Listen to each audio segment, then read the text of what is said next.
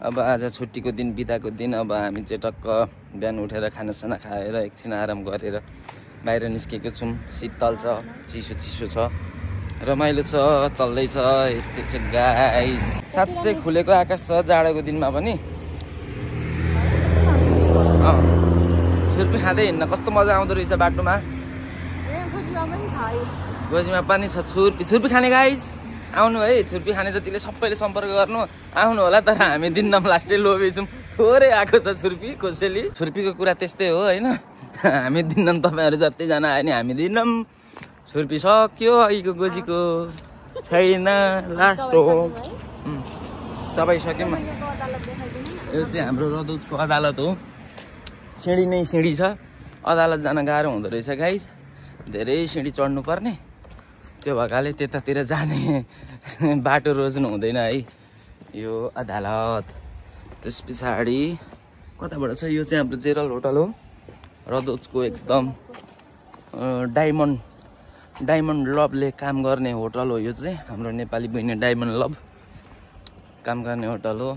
Diamond love आउँदै हुनुहुन्छ उताबाट, हाम्रो बाटोमा टक्क जम्का भेट हुँदैछ। Hello diamond love, how are you? अनि मा चाहिँ हाम्रो इन्दु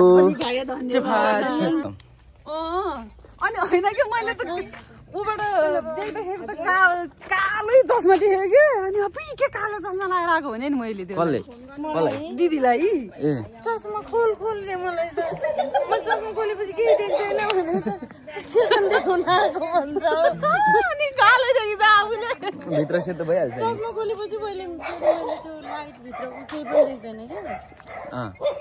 क्लियर छ हेर्नु त है। आहा कति राम्रो चस्मा दिदी बहिनीको एउटै रहेछ। खोइ यसको कति पावर रहेछ खै त। ओहो हिरा हिरा इन्टरनेसनल हेर्नुसम्म देखियो त। राम्रो देख्दैन।